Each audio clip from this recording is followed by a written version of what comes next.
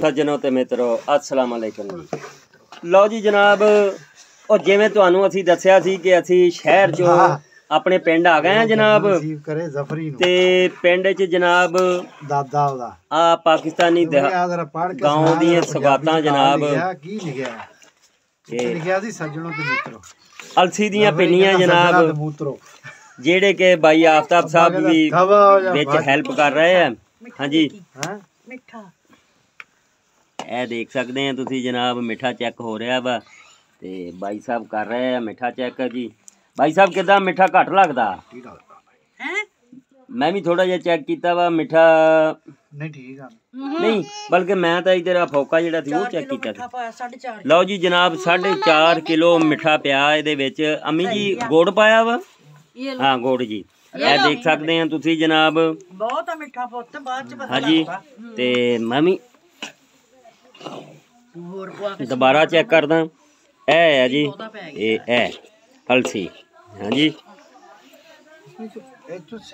नहीं भी ठीक है, जबरदस्त है जी। ए देख सकते हैं।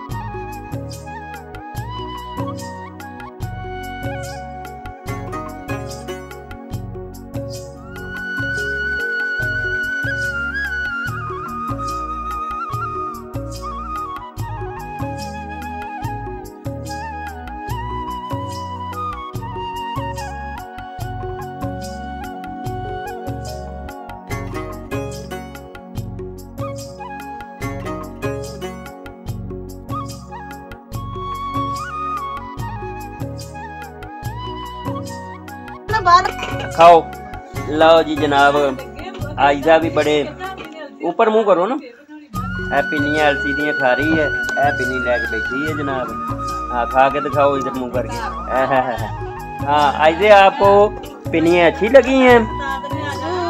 हैं बोल के बताओ ना।